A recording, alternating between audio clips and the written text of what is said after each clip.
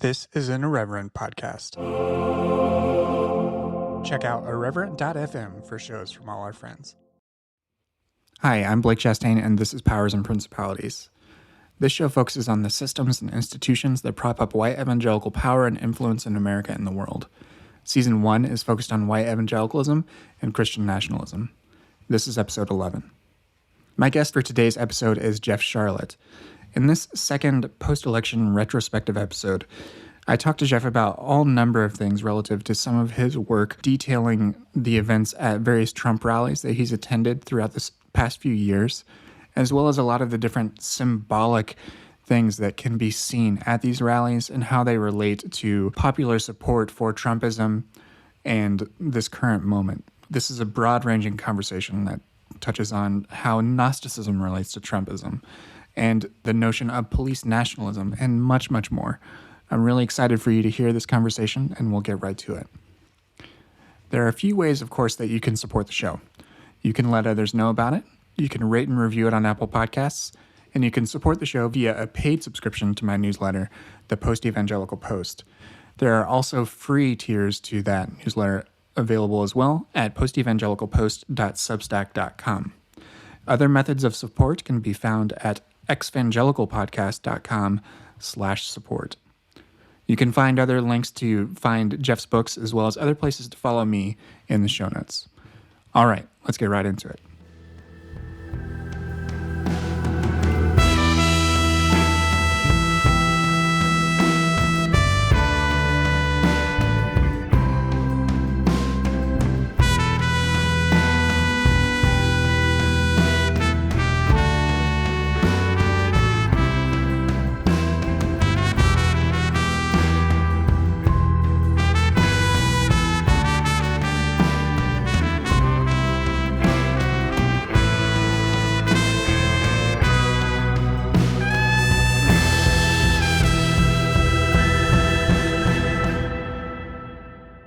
My guest today is Jeff Sharlet, professor of English at Dartmouth College, as well as the author of several books, including The Family, which was turned into a documentary series by Netflix in 2019.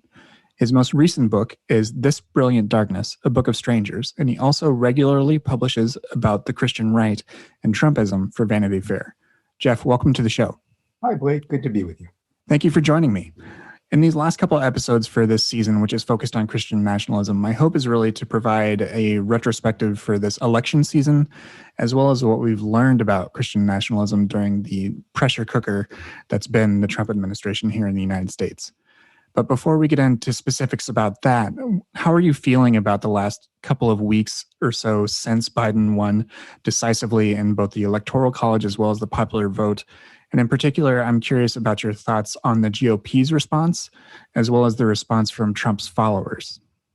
Well, if I had to bet money on whether or not Trump will leave office, I would bet that he will, but I would not bet very much.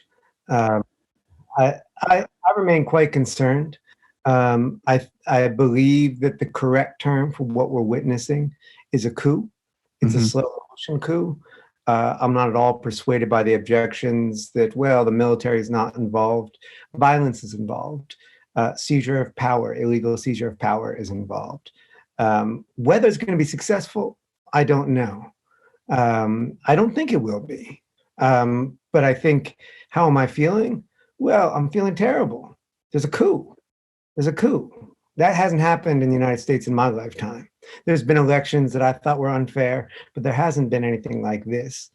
And what we've seen from the GOP is not just acquiescence, but embrace of full authoritarianism. I'm also not persuaded by those arguments that say, well, it's just a practical matter and so on. There is no such thing as practical fascism. This is the real deal, and it's very frightening, whatever happens ahead. Right. A lot of those excuses seem to be centered around this idea that it's to gin up support for the Georgia runoff elections. But you're not convinced by those particular arguments. I don't care if it is. I mean, a coup is a crime. If I go and I commit a crime and I say, well, I robbed the bank, but it was only because I I was, trying to start a record label. The judge said, the judge doesn't care. No. And that this is their idea to gin up support for the Georgia runoffs by embracing fascism. You're saying vote for the fascists, and we'll prove it to you. We will demonstrate fascism right now. You're someone who's been covering the Christian right in various ways for over a decade now, even going further back than that. That is illustrated in your book as well as the documentary series, The Family. In your time sort of examining and investigating that type of organization and what it represents in the way that Christian nationalism relates to American governance, how did we get from that type of involvement in American politics from the Christian right to where we are now and what we see within Trumpism? Yeah, I think that's a good question. And I should preface it by saying, because I was just using the F word, fascism. In my book, there's a chapter called The F Word about fascism, in which I argue that fascism, I didn't think then when I wrote that in 2008, was possible in the United States, not on the full scale. Obviously, there's been fascistic movements and fascistic moments and people subjected to great oppression, but I didn't think fascism as the political ideology. And I follow the historian Robert Paxton's definition in his book, Anatomy of Fascism. I didn't think that was possible. And the reason I didn't think it was possible was because of fundamentalism. I said, in the United States, fundamentalism is too strong. And fundamentalism brings with it two factors that I thought, and I was mistaken, I thought would prevent fascism. You have to forgive me, there's a fly buzzing around. I feel like I'm going to name the fly Mike Pence.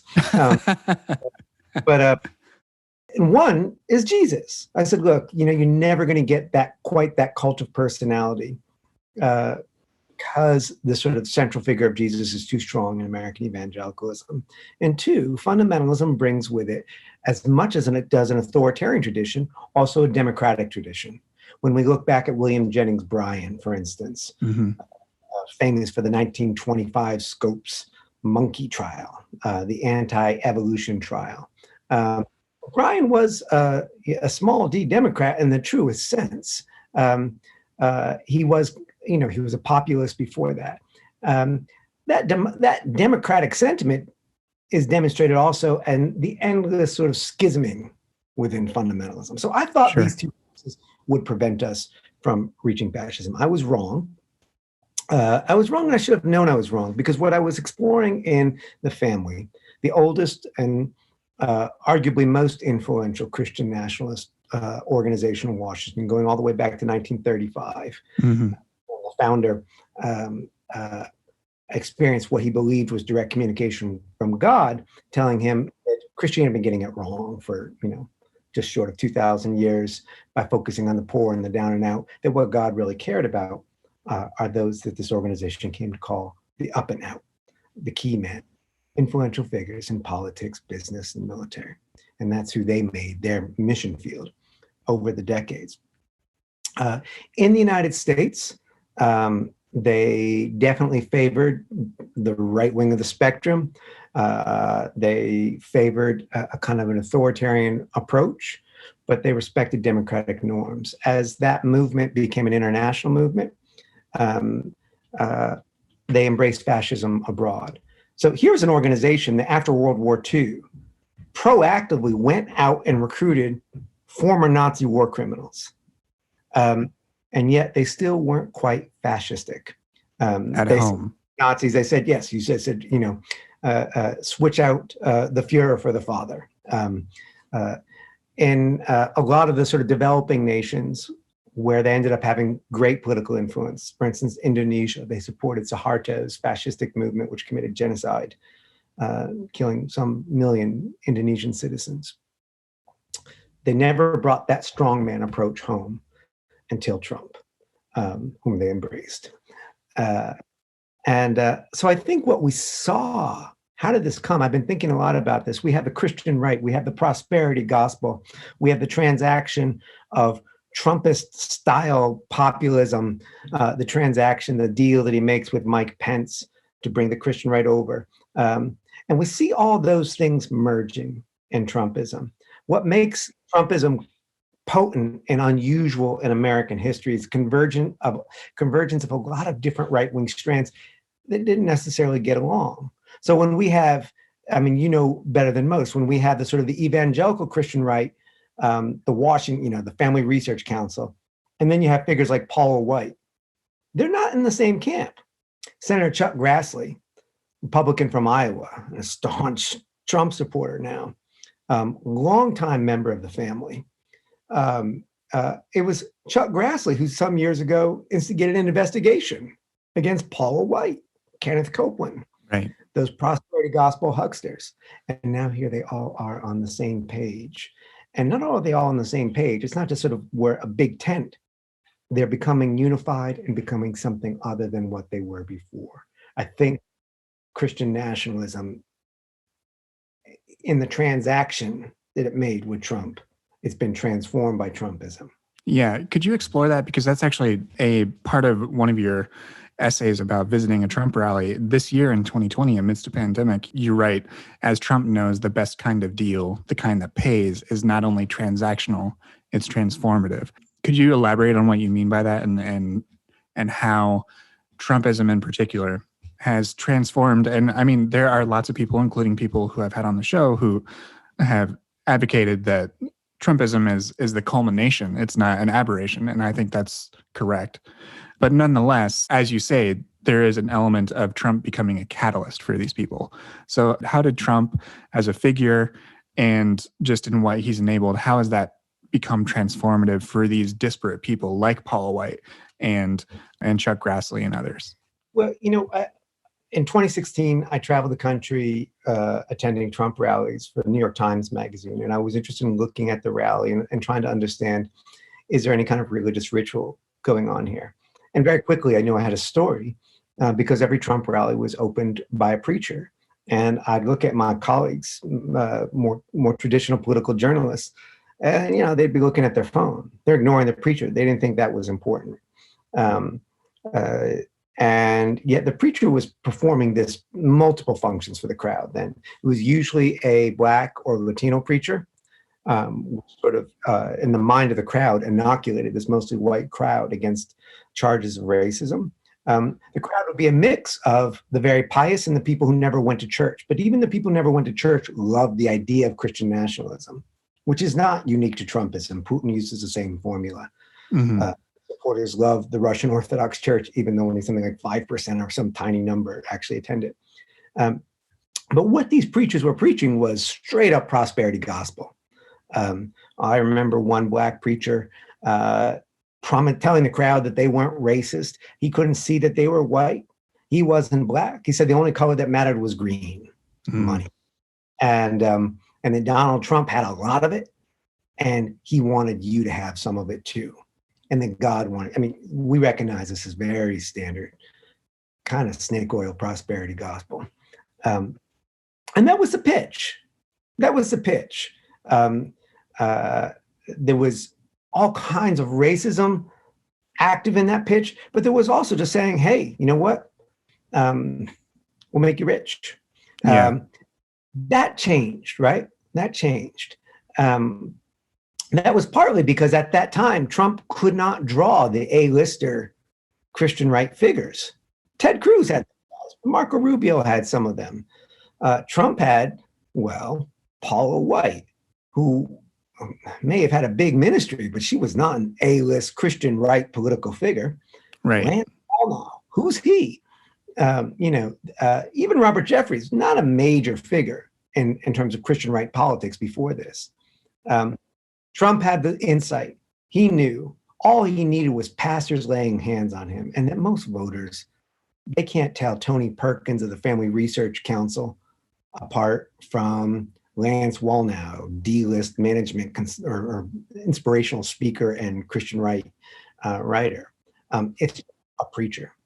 Once he comes into power, the rest of the Christian right fell in line. But the prosperity gospel suddenly doesn't work as well because now you are the power. This is not, hey, let's take power and we'll get rich. We are the power. Where are the riches? How come we're not getting rich? Well, it's because we have enemies. We have secret enemies. And what I argue in the Vanity Fair piece is that the transformation between what I saw at those rallies in 2016 and what I saw in the fall of 2019, traveling the country again, looking at the rallies,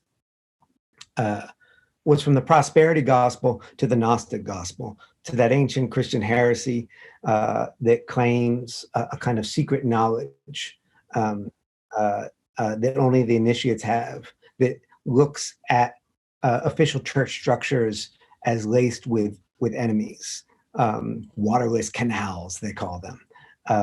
That says that beyond what we think of as God is an even truer divine, the depth. And is filled, it's a conspiratorial mindset. And some listeners might be thinking, oh, I know the Gnostic Gospels. I read Elaine Pagel's wonderful best-selling book and so on. Isn't the Gnostic Gospels more friendly to, isn't it kind of feminist and so on? No, it's not. There's a modern kind of New Age adaptation of it that is. The Gnostic Gospels, even though it had a feminine aspect of the divine, was certainly not feminist. And the American Gnosticism of Trump is dark, and it draws out the prosperity gospel, the Christian right, and it's drawing also on what I think some of your listeners probably remember, that bestseller, that Christian nationalist bestseller, I think it was called Wild at Heart by John Eldredge. Oh yeah, I mean that had a major impact on. It sort of was the brother or sister tome to things like I Kiss Dating Goodbye. Like it was a sense of masculinity. It was this thing that really held up as a banner holder for a particular type of complementarianism, of gender, understanding of gender roles, and of this valorous type of manliness, for sure. Yeah, exactly. And this kind of warrior manliness. But, in the book, Eldredge at one point calls for wives to gift their husbands with broadswords, like Bravehearts, to restore their masculine authority. I mean, it's so sort of Beavis and Butthead that they meant it earnestly. And you would see, I remember Family Research Council, Tony Perkins, interviewing him there, and there's his sword in the background. I remember various congressional offices around that time, Christian right politicians with swords in their office. I think Eldredge renounced it, as I remember reading, after one of his followers used his sword and killed somebody. But that idea, I mean, what's drawing forth is, I think if you look at Christian nationalism pre-Trump, it's still holding on, even though it has all kinds of violent rhetoric, it's still holding on to this idea of a love ethic, right? It's love as a fist, but it's calling it love. It's not even calling it love anymore. Now we see Christian nationalism embracing God's chaos candidate, as Trump is sometimes called, embracing an idea of violence, right, at Christian principle. One of the things that I was sort of struck by in your recounting of some of these rallies is something that I thought was sort of a juxtaposition of this idea that I think is valid, that much of support for Trump and Trumpism and everything that's tied up in that is not necessarily tied as much to a particular type of belief as it is to rooted in someone's identity. Maybe they're being activated like something relative to, say, if they have a grievance, like a white grievance, or the Christian nationalism that he espouses appeals to them.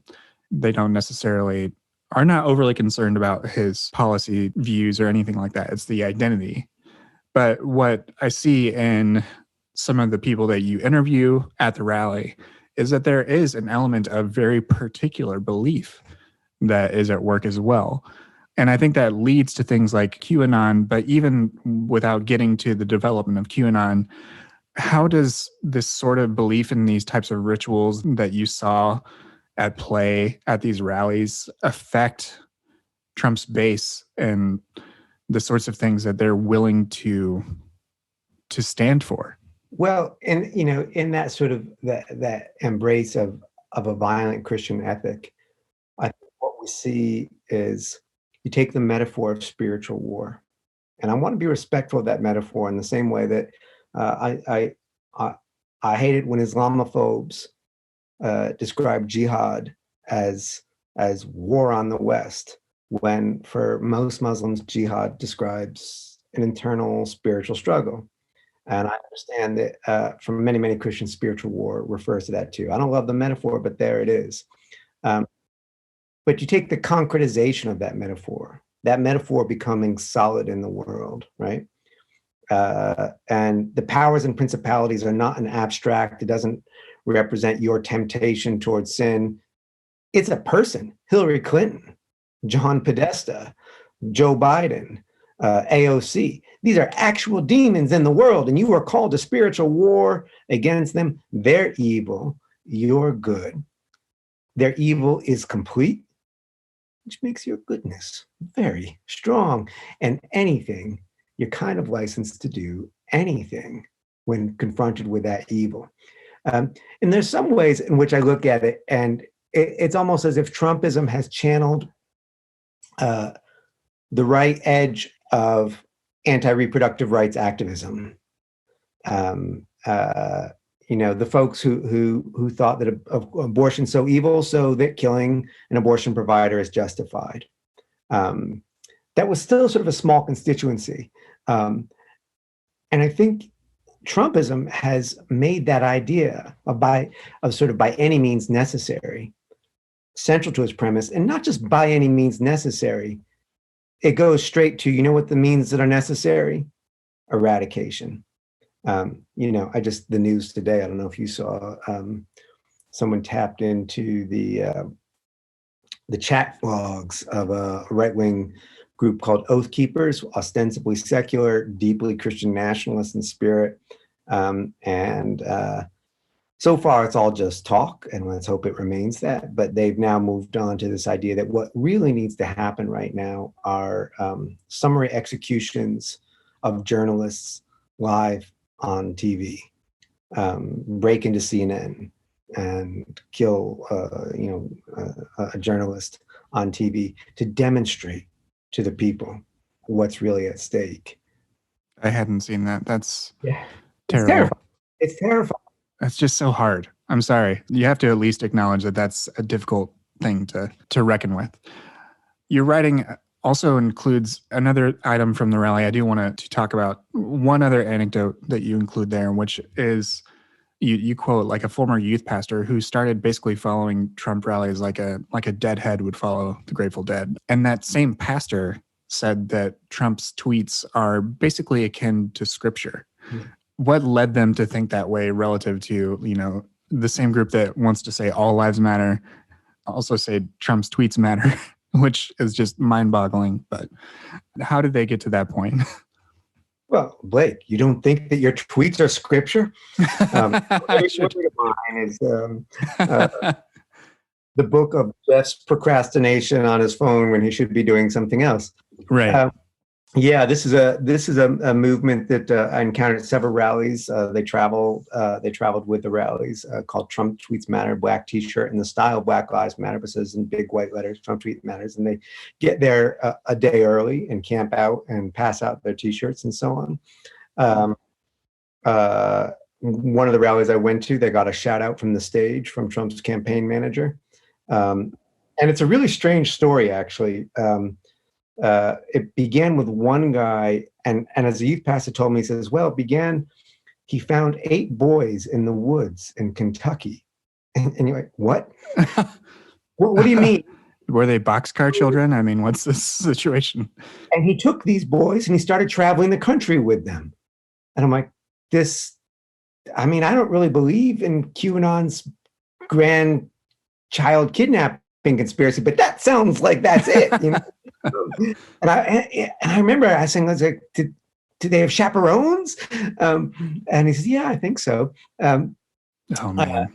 This story is a little more complicated. There are 8 kids that travel around with them with their parents' permission, and they try and expand this movement with this idea that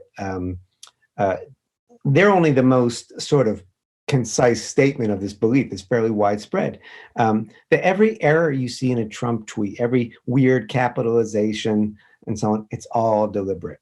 as QAnon followers, Anons like to say, Trump is playing 5-dimensional chess. Although I've noticed that since he lost the election, those who are willing to contend with that as a reality have decided that he's actually playing 6-dimensional chess. Oh, well, you got to Where add a dimension. start, and that you should study these tweets, and that he's communicating with his tweets, and he tells us this, right? Trump often says, "I use Twitter because I'm censored by mainstream media," right? So they believe this is the only way he can communicate with us, and some of these folks are QAnon followers, some are not. Also at Trump rallies, I didn't include in that story, the Trump rallies I attended, there was folks hawking out in the parking lot, hawking leather-bound, gold-embossed, collected editions of Trump's tweets. And they didn't mean this as a novelty gift or an ironic thing. They thought, here's a book that you could really study. That would speak to all aspects of life, which is funny because, of course, that's a lefty meme. There's a tweet for that. Every Right. Trump attacks someone, we go back in time and find him saying just the opposite, right? Mm-hmm. But that idea, and there would be debate. Some would say Trump knows what he's doing. Some would say God is just speaking through Trump. The same way is Trump himself divine? Is he a chosen one, or is he more like a King Cyrus figure, a non-believer being used as a tool by God? And what's fascinating about the Christian nationalism that surrounds Trumpism is, I think, outside the movement, we see it as very lockstep, and because the effects of it are lockstep. Within the movement, people experience it as very tolerant. So, for instance, Blake, you might believe that John Kennedy Jr., JFK Jr., is alive and working with Trump. I don't believe that. I think Trump is coming up with a plan to purge all the cannibals on his own. We can agree to disagree. And they see this as a sort of great blossoming of ideas. The ideas are conspiratorial notions embedded in those tweets. But the experience is something within it that is very much what I imagine many of your listeners have experience with Bible study. And if you've ever been in a Bible study, the connections just seem to be popping, and you're seeing so much, right? Getting insight. That's their experience. If you could, I'd love to elaborate more on the role of QAnon and how that has woven its way into Trumpism overall over the last few years. It seems to be probably just for like the regular citizen who's not just devouring news about this or covering it as a journalist in some aspect. We sort of learn about QAnon's influence either through piecemeal types of things and the most outrageous sort of thing, and also more tragically, when someone that they know becomes susceptible to those types of ideas. One of the primary vectors is Facebook groups, that sort of thing, as well as other elements of social media.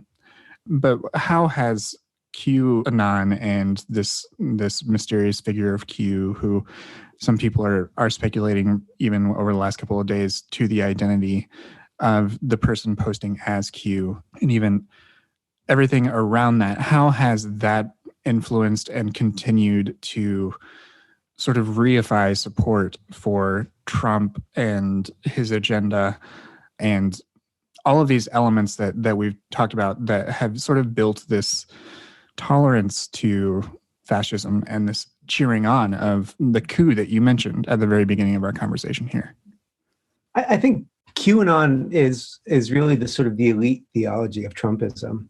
And it's certainly a theology that allows Christian nationalists who may subscribe to some portion of it or all of it, and the numbers are really quite large. One study showed that I can't remember, more than half of the Republican Party subscribes to the majority of QAnon's premises. And these are such outlandish premises. That's really quite remarkable. I don't think there's been as broad an embrace of political conspiracy in my lifetime. But it is a theological idea built around the very terms God wins, which is one of its sort of slogans, that there's a great awakening, tying it sort of to the early religious revivals in American history, and that there's a coming storm, which is of course a kind of a religious concept, and that Trump is at the center of all this, and that it is in the service of innocence, of children who are being, tortured and killed and murdered and eaten by Democrats. Obviously, not all Christian nationalists believe in this. It's too outlandish for some. But what it is it's the theology of Trumpism. It is this kind of Gnosticism, which is to say that surfaces are not trustworthy. The political opposition is actually full-on evil opposition, is good and evil. And that we can come to understand this through the study of secret knowledge. It's just been fascinating to me to watch that move into the mainstream of the Christian right, and now even into the mainstream of the right wing of the Catholic Church. My friend Catherine Joyce has a great new feature in Vanity Fair on the so-called rad trad, the radical traditionalist movement within the church. And some figures, for instance, there's a bishop who's become who's a great foe of Pope Francis, but has become a hero of QAnon and someone who Trump is tweeting out this deeply conspiratorial bishop's ideas. So QAnon is a sort of theology that the theology of sort of secrecy that can bring these different Christian nationalist stands in the right-wing Catholicism, right-wing Mormonism as well, various kinds of evangelicalisms, and even prosperity gospel believers as well, and bring it into this figure in which Trump has this central role, which is, of course, extra scriptural. That's so fascinating, just in that there's the conspiratorial aspect and seeing everything as suspect, as well as the secrecy playing a role, because that was also something that played a role in a different kind of way with groups like the family, right? Like secrecy it plays a different type of role, but it's still present as part of the makeup of that organization. That may be too much of a stretch. I'm curious. I think you're really onto something there, and I think that's actually sort of one of the convergences. So the family, this organization I'm talking about, this old organization, they have one public event every year, the National Prayer Breakfast, which the president attends, much of Congress, world leaders, and so on. It's actually just the flagship event of a week-long sort of off-the-books lobbying festival. At one point, they considered registering as a lobbying organization, but according to their own documents, they decided not to because they could have more influence if they didn't lobby, which is absolutely true, which is why we have these laws requiring you to register. But they didn't do it. And they speak of themselves as an invisible organization. The longtime leader, Doug Coe, says the more invisible you can make your organization, the more influence it has. They sometimes call themselves Christian Mafia, and of course they don't really mean themselves as the mafia, but it shows the metaphor, the way that they're thinking. They are an elite. They're a political elite. I don't know, Senator Chuck Grassley, Senator John Thune, Senator Jim Inhofe. These are figures who've been very involved, and they're not interested in converting the masses. They don't care. They would say, if we can get these key men and they can build God's kingdom, it doesn't really matter. The rest will fall into place, right? So what's interesting about QAnon is it's sort of, and not directly, the family and QAnon are mainly for reasons of class, economic class, at very different places. But they're doing the same work. And what QAnon is doing is taking that idea of secrecy and making it a mass movement, which is a weird thing. Secrecy is, by definition, a small movement. I want to be clear, by the way, the family is not a conspiracy. What they're doing is not, they have done some illegal things. What they're doing is not illegal. You are allowed to have your invisible club if you want. They're not a conspiracy. Um, and they're not actually even invested in conspiracy theories particularly, but they are an idea of secrecy as the central move of gaining power. Right. As a vehicle, as a vehicle that enables them. Well, as an identity, you know. I remember I wrote 2 books about this group, Family and C Street, and the Street is about a house they have on Capitol Hill in which they provide housing for a number of congressmen to live in fellowship. And 2009, it sort of became very public when 3 politicians associated with it all had very kind of public blow up affairs, which they tried to cover up through the C Street house. And Congressman Zach Wamp, Republican from Tennessee, who's then living in the House, said the first rule of C Street is you don't talk about C Street. I mean, it was as if he got it from that silly movie Fight Club. It's kind of melodramatic idea. But that's not a mass movement idea until QAnon comes along and says, everybody can be in on the secret. You can be an initiate into this secret knowledge. And the suckers out there, they don't understand. They just see a Trump tweet and they think he doesn't know how to capitalize. But you and I know. Did you see how many that the third letter capitalized was C, and C is the first letter in this, or this number in the alphabet. This kind of conspiratorial numerology. It's a way of making secrecy a mass movement of secrecy, which I think is the basic con at the heart of Trumpism, right?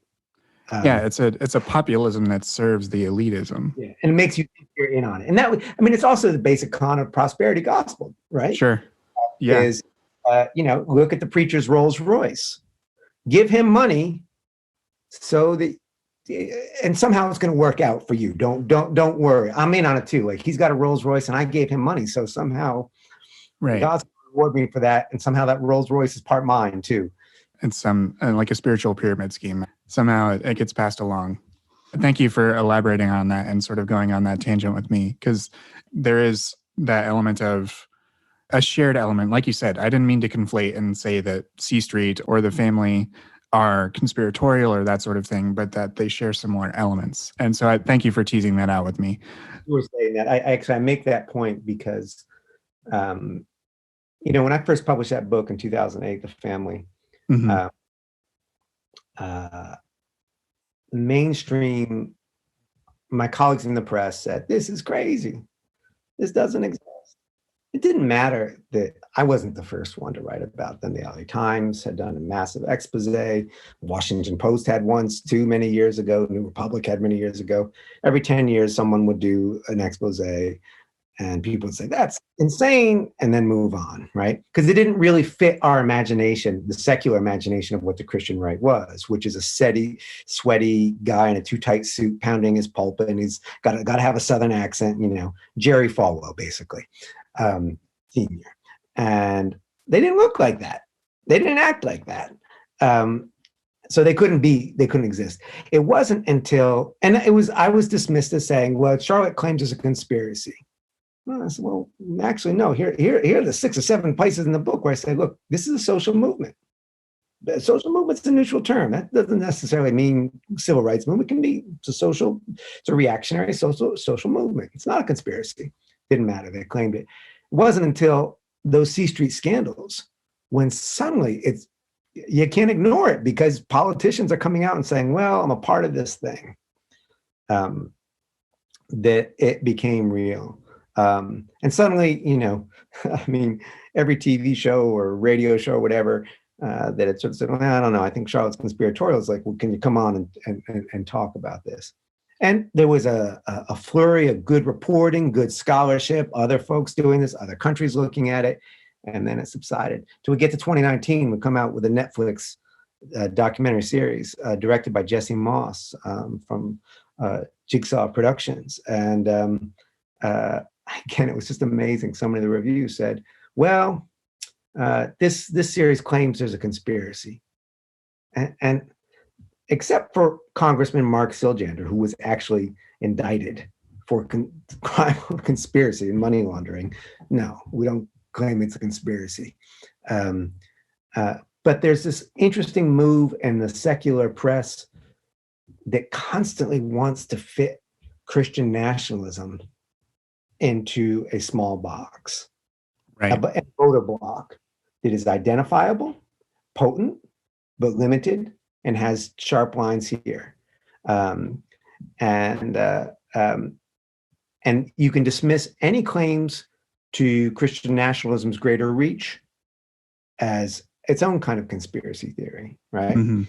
Um, uh, and I think maybe Trumpism at least has cured the secular press of that misconception. I would hope so. Sometimes I still feel like I see that naivete in some outlets in their approach to these sorts of organizations and the democratic threat that they pose.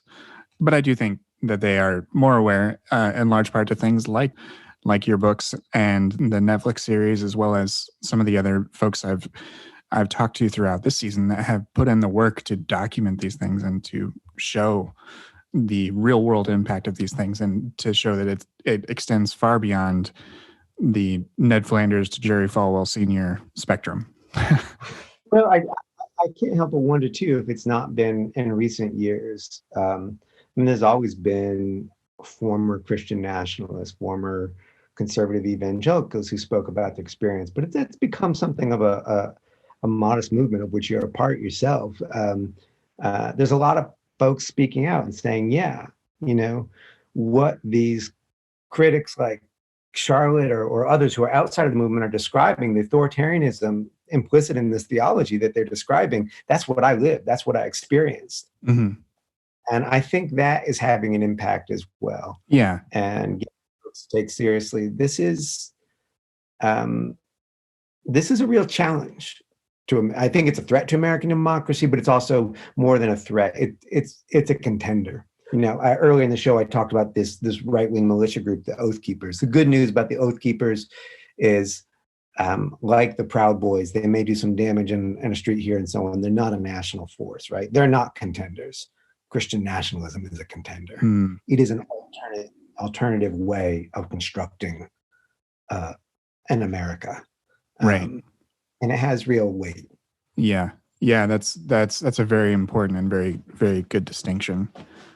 One of the things that I think you touched on actually on Twitter a couple of weeks ago, sort of this reflection on the prevalence of the Blue Lives Matter flag and what you deemed this type of emerging police nationalism that's sort of couched in and supported by people who actually aren't law enforcement officers in any respect, but seem to rally behind the idea of law enforcement and law and order, which is something that Trump has said over and over and over again, the sense of law and order, even as he disobeys and breaks the law constantly. What does that sort of role of police nationalism contribute to everything else that we've touched on and the sort of animus of the right here in America? I think police nationalism is a transubstantiation of white supremacy. Mm. That flag, it's an American flag drained of color except for a blue stripe across the middle. Many of its defenders say it's an old flag. No, it's not. There's a thin blue line, which is a black field with a blue stripe that is a much older flag. That flag really came into being in 2014. So the creator, a man named Andrew Jacob, told me, as a response to Black Lives Matter. And as he says, you know, they have a flag, which not really. He said, why don't the police have a flag? You know, and the answer to that is they do. It's the American flag.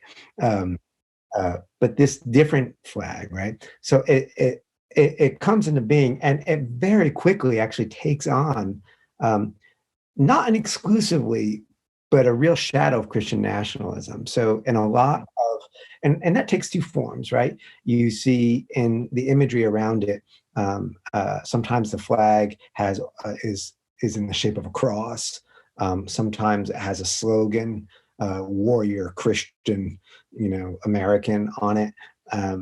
Sometimes there's a sort of a crusader knight with the flag. And then the other popular imagery, which I would argue is in a way Christian nationalist as well, is a skull, which comic book fans will recognize as a ripoff of a character called the Punisher. Punisher, yep. Punisher is for those who are not familiar, was a kind of an anti-hero who, in the original version, was a Vietnam veteran who comes home and, sort of a Rambo figure and fights crime. But unlike the other superheroes, he doesn't catch them. He just kills them. He doesn't have any superpowers. He just has a gun and a lot of anger. So he's become a kind of a hero for this police nationalism. And I'd argue that skull has this kind of mortality imagery, right? Is also performing a religious function. What amazes me about Trump rallies is just the absolute pervasiveness of death imagery. Skulls, right? Sometimes comic. They have you'll have a Punisher skull with Trump's hair on it. Sometimes someone with a shirt that's just covered with skulls and Trump, and what does this mean, right? This bears some more analysis. But police nationalism, and you said it right. You said the idea of law enforcement, and that's really important because it's not about actually respecting law enforcement. We saw that in that horrific rally in Washington, right, where these folks with their Blue Lives Matters flags were fighting cops. In my book, This Brilliant Darkness, I report on one man who's flying the Blue Lives Matter flag. He hates cops. He says, I hate cops, but I hate what Black Lives Matter is doing to him. He hated cops very personally and based on certain career choices, which he wouldn't say on the record, right? He was a violent man, very well armed, and a lot of swastika tattoos. But that flag meant something else to him. And that the same chat log that I'm just so fascinated by with the Oath Keepers, this right-wing militia movement going public. And it's not just a small militia. The Oath Keepers is a national organization. What I was fascinated by the conversation is we may have to kill law enforcement officers too if they get in the way of us doing justice for Trump. So it's sort of like we love law and order so much that we may have to kill law enforcement officers. It's that horrific logic of the Vietnam War. To save the village, we have to destroy it. I think it is an extension of, you can draw not a direct line, but kind of a winding line from Wild at Heart and those broadswords to today's embrace of this police nationalism. Sure. Yeah, that's why Christian Cobus Dumay's book has sort of just rocked a lot of people's minds because of her book, Jesus and John Wayne, really gets to the heart of that evangelical masculinity and how it's enabled many of the, definitely not the angels of our better nature, but enabled over several generations this toxic idea of what it means to be a man, of what it means to be a godly man, of all those sorts of things that aren't always easy to articulate, but are very strong and powerful ideas and models of behavior.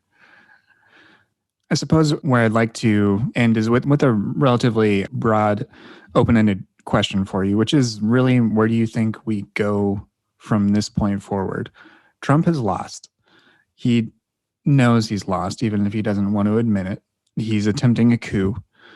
All of these things are true. And at the same time, just today, Catherine Stewart, who wrote the book The Power Worshippers, had an op-ed in the New York Times about how religious authoritarianism is here to stay, even beyond Trump.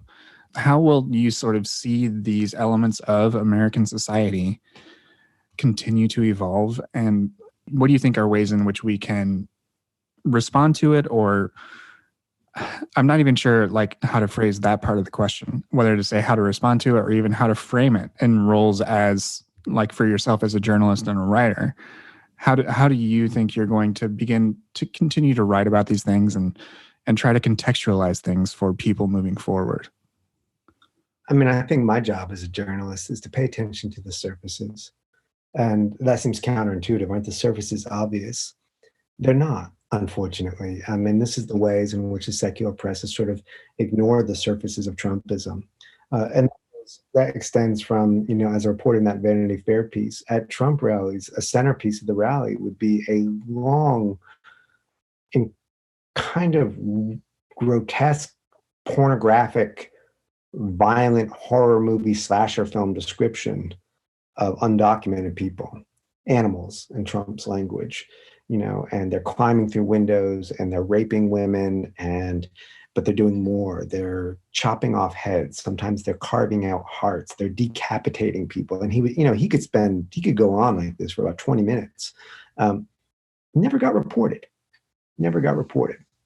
Same thing in 2016. I think I was the first person to report that Trump at his rallies was regularly telling this long, elaborate, fictitious story about a general in Americans in Philippines who captured 50 Muslim rebels and had 50 bullets dipped in pig's blood, and then executed 49 of them and gave the last one and said, "Take this to your people." And Trump said, "That's how I'm gonna govern."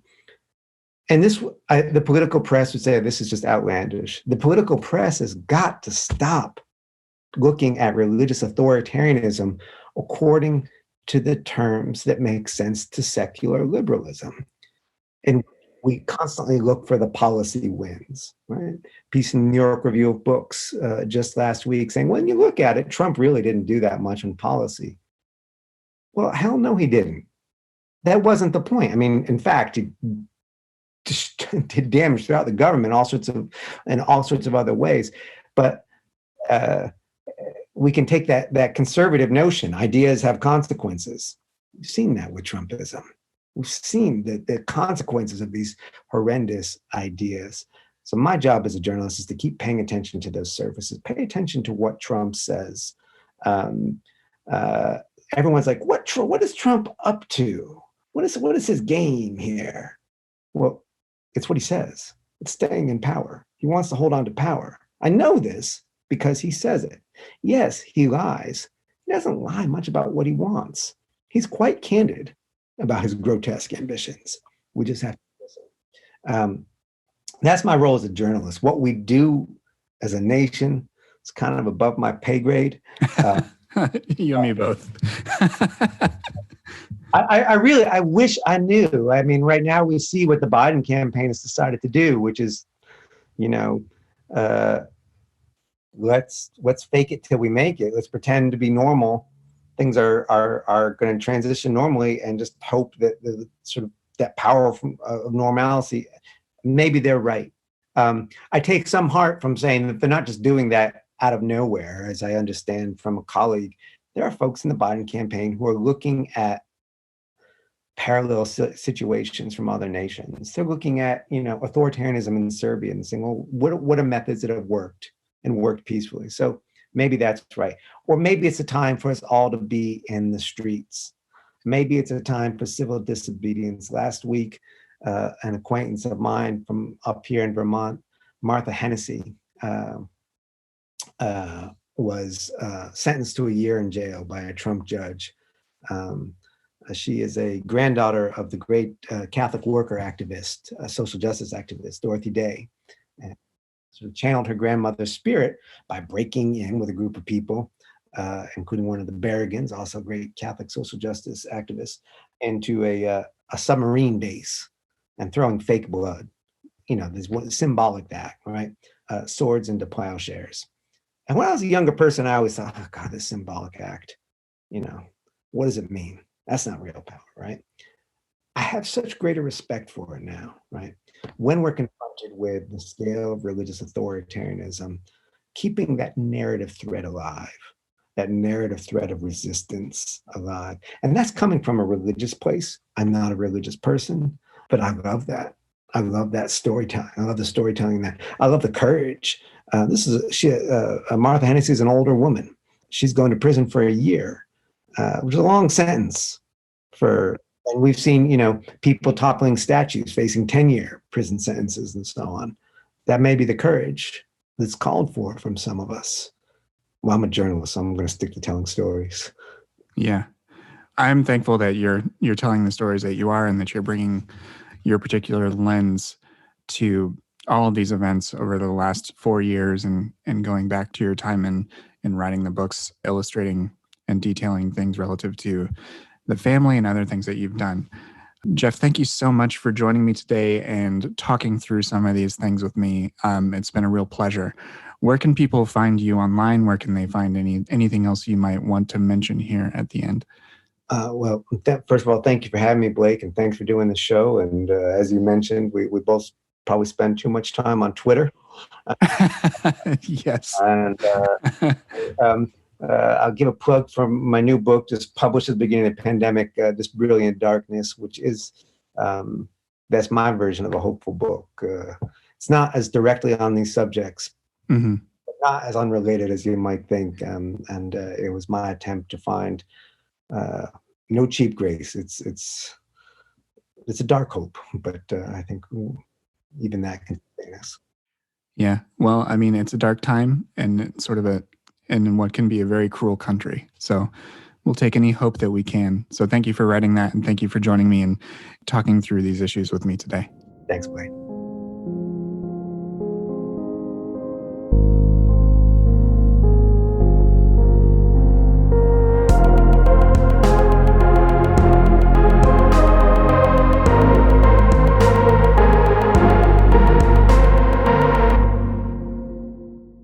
That'll do it for this episode. This episode was produced by Jake Lewis. The theme music is by Dave Lefevre and Jake Lewis. If you enjoyed this conversation, please rate and review it on Apple Podcasts and let others know about the show. Talk to you soon.